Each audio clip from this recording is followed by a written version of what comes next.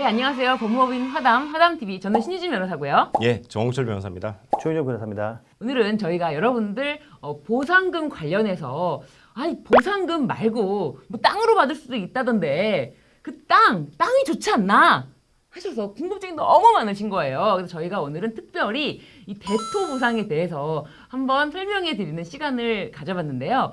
대토 보상 일단 개괄적으로 한번 설명을 좀 부탁드릴게요. 일단 보상금은 현금 보상의 원칙이겠죠.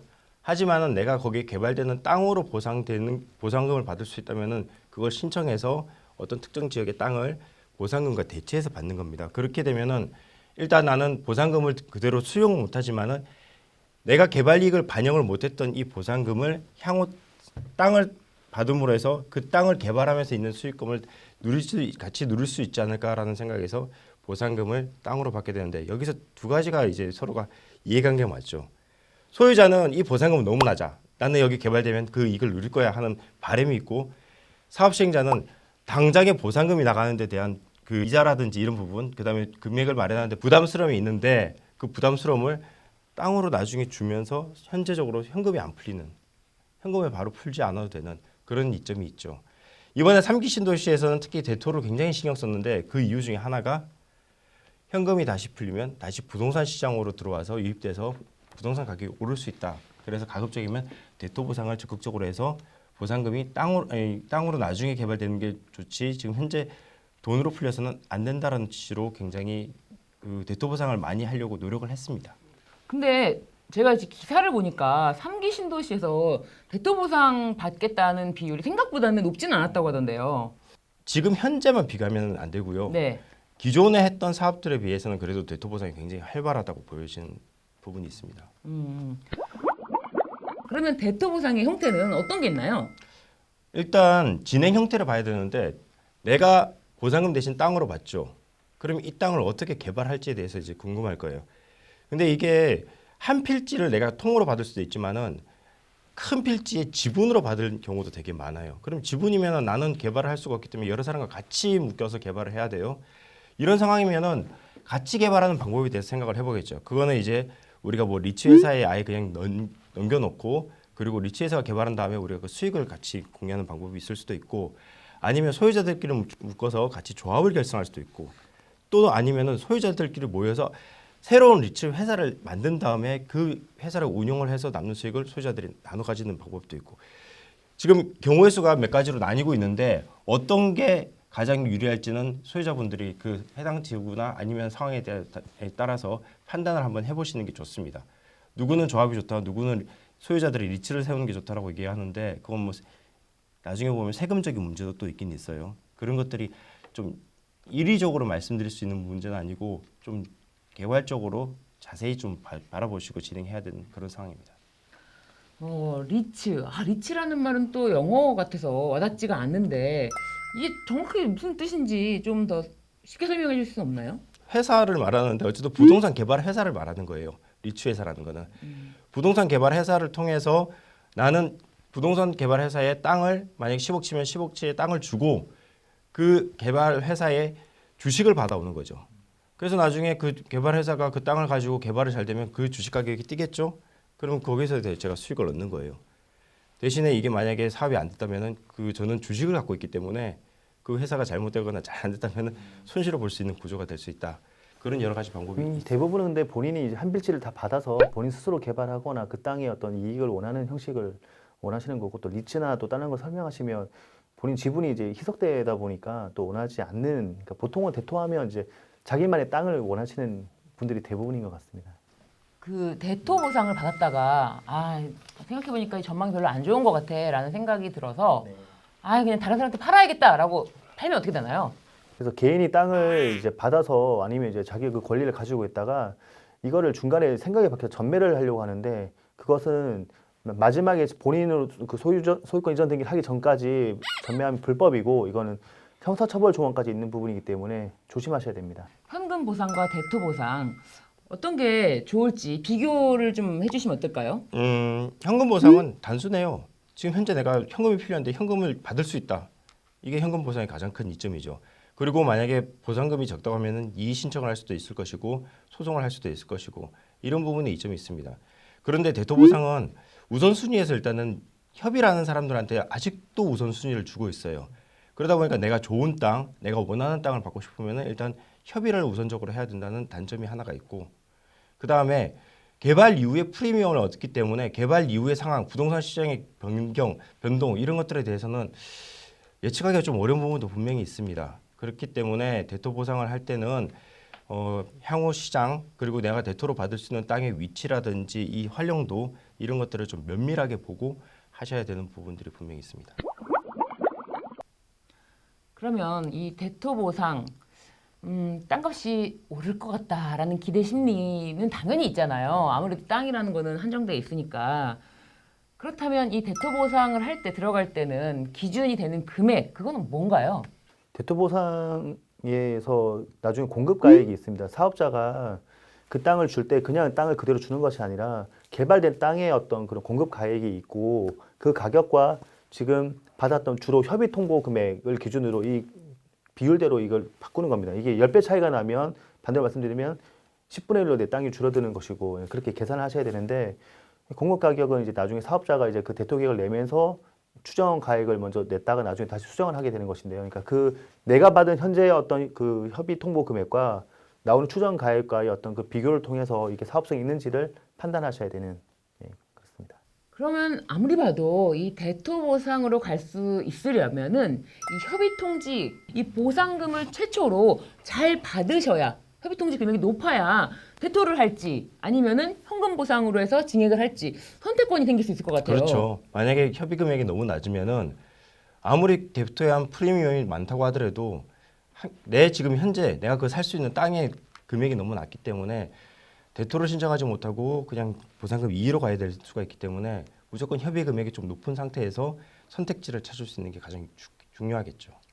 대토 보상 부분 보면은 뭐 인기가 많은 뭐 예를 들면은 뭐 상업 근린생활 용지 이런 데 인기가 많은데 또 주거용지 같은 경우는 인기가 별로 없어요. 그래서 인기가 많은 곳에다가 넣었다가 다시 증액을 시킬 수가 있나요? 그 금액을? 일단 대토 신청을 하고 안 되면은 네. 협의 계약은 아직 하지 않았기 때문에 네. 가능은 합니다. 그러면은 증액 자체를 절차를 할 수가 있다. 예. 아, 그 말씀이시군요.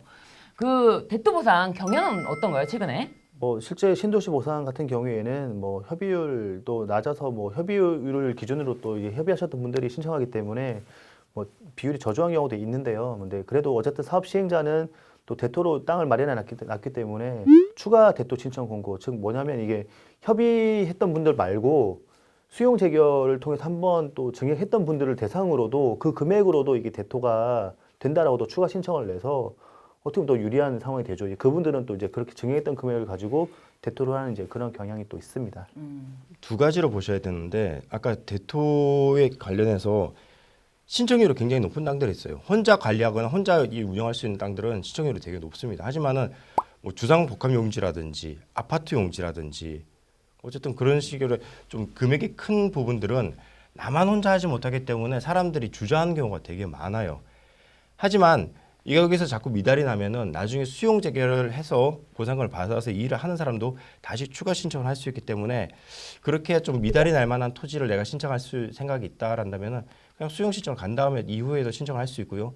그다음 수용 보상금을 받으신 분들도 나는 이미 증액은 이뤘으니까 그러면 나는 대토 신청해서 아마 이렇게 또 한번 해봐야지라고 하면은 또 적극적으로 참여할 수 있는 기회도 있을 것 같아요. 제가 2022년 3월 13일 보도된 기사를 좀 찾아봤는데 네. 이 대토를 처음에 이제 조성을 하면서 한 50% 정도는 대토로 오겠지라고 기대치를 잡았다고 해요.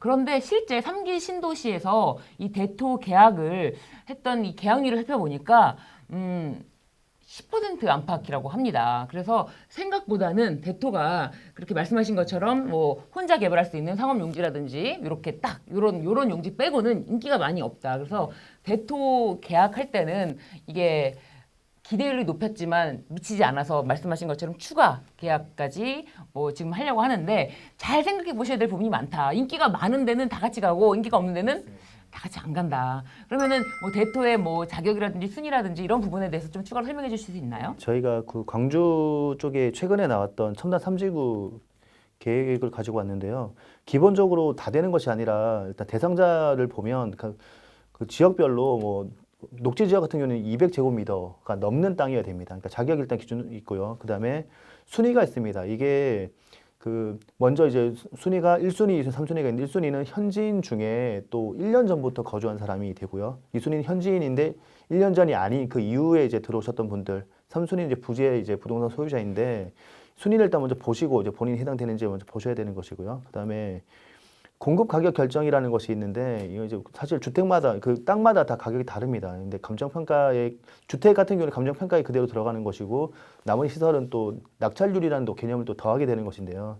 사실 이 표를 보셔야 됩니다. 여기에 지금 대토보상 대상 토지 공급 기준 보면 구분 공동주택 아파트를 얘기하는 거고요. 단독주택 상업시설 근린생활지 주차장 사실 이 구분은 그 신도시 보상 지구마다 다 달라요. 어떤 곳은 뭐 주차장이 있는 곳도 있고 없는 곳도 있고 뭐 다 다른데 기본적으로 보시면 공동주택이나 단독주택 쪽에 있는 어떤 그 추정 단가 낮긴 낮습니다. 제일 높은 곳은 상업시설이 될 것이고요. 근데 문제는 뭐냐면 공동주택 같은 경우에는 땅 필지만 주는 것이라서 공동주택을 만약에 하려면 정말 많은 사람들이 다수가 모여서 이 사업을 시행을 해야 되는데 이게 사실 쉽지가 않고요. 실질적으로 이 면적이 다 모이기가 쉽지가 않습니다. 그 다음에 또 단독주택은 사실 인기가 많진 않아요. 근데 또 내가 살던 지역에서 계속 살고 싶었던 분들이시면 지원하는 분이 계시는데 위치를 잘 보셔야 됩니다. 광주 섬단 3주 같은 경우에는 굉장히 구석에다가 이제 마련해 놨기 때문에 인기가 많이 없었던 것 같고요.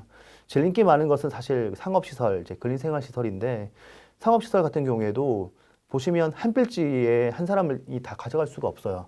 그러니까 내가 모르는 다른 사람과 또 같이 이걸 진행해야 되기 때문에 좀 주저하는 분이 많이 계시고 제일 인기 많았던 것이 근린생활시설인데 이곳은 이제 본인이 좀 여유 있는 분들은 한 필지를 다 가져갈 수 있어서 근린생활시설 건물을 올릴 수 있는 땅을 받게 되는 것입니다. 그래서 그 이제 내용을 보시고 또 그 계획을 보시면 이 각각 땅들이 이 개발지구에서 어디에 위치했는지가 다 표가 다 나와요. 저희가 이제 제시해 드릴 텐데 실제 위치를 보시고 이게 중앙에 있는지 아니면 정말 구석에 있는지 다 보셔야 되고 여기 나와 있는 추정 단가의 금액과 지금 내가 받은 협의 통보 금액과의 비교를 통해서 사업성 있는지를 잘 판단을 하셔야 되는 것입니다. 이게 이 계획이 지금 한 두 장짜리로 나오는데 사실 내용이 굉장히 많아요. 하지만 가장 중요한 거는 사업성이기 때문에 가격을 잘 보시고 또 다만 이 추정이기 때문에 여기 지금 대토보상 공급 금액도 확정은 아닙니다. 아마 내려가진 않을 거고 더 올라갈 것 같은데 이 내용을 보시고 사업성을 판단하셔가지고 대토를 지원해 보겠다라고 하시면 이 구분되어 있는 이 지구에 지원해 보시고 되면 이제 받으시고 안 되시면 다시 이의신청하셔가지고 보상을 또 받으시면 되는 것입니다. 여기서 하나가 좀 제가 말씀드릴 수 있는데 대토는 그래도 일반적으로 공급되는 일반 분양가보다는 조금 낮을 가능성이 굉장히 높죠. 왜냐하면은 감정가가 나오면은 거기에 또 낙찰률이라는 게 더해져서 감정가가 100만 원이라도 200만 원, 300만 원에 낙찰이 되면은 그만큼 높은 가격이 형성되는데 여기에는 평균 낙찰률이라는 게 또 적용되고 그리고 그것도 감정가의 120%를 넘지 못해요. 그러다 보니까 일반적인 가격보다는 낮게 형성될 가격이 그 가능성이 높은데 그러다 보니까 사업 시행자가 어떻게 하고 싶겠어요? 좋은 땅은 대토로 놓고 싶지 않아 해요. 그래서 자기들이 핵심적으로 생각하는 시설들은 대토로 주지 않아요. 그러면 핵심적인 시설이 아닌 땅들을 대토로 준다면 사람들은 그거 개발해봤자 별로 이익이 되겠어? 라는 생각을 하기 때문에 지금 이렇게 신청률이 저조한 거예요. 사실은 핵심적인 좋은 자리 그런 땅들을 만약 그 사업 시행자가 과감하게 풀었다면 대토에 의한 신청률도 높았을 것이고 대토에 참여한 자도 분명히 많았을 겁니다. 하지만 땅들을 보면은 그렇게 핵심적인 좋은 자리에 주는 땅들이 그렇게 많지 않다. 그렇게 보시면. 그러니까 이런 위치를 정하는 것도 사실은 이제 대책위를 통해서 계속 어필을 해서 더 좋은 땅을 또 받아내고 또 보상받는 분이 또 생기시면 되는 것이기 때문에 대책위가 사실 이 단계에서도 많이 또 작용을 하는 게 사실이고요. 그래서 어쨌든 이 앞으로는 이 대토의 대상 토지 자체를 좀 다양화해야 되고 그리고 양도세 감면 혜택도 좀 더 높아야지만 대토의 문이 좀 더 열리지 않을까. 안 그러면은 다 인기 있는 데만 몰리는 현상이 개선되기 어렵다라는 생각이 드네요. 네, 오늘은 저희가 대토에 관해서 궁금하신 사항이 너무 많으신 것 같아서 대토를 설명해 드리는 시간을 마련했는데요. 저희는 또 다음 시간에 또 좋은 영상으로 찾아뵙겠습니다. 여러분 함께 해주셔서 감사합니다. 고맙습니다.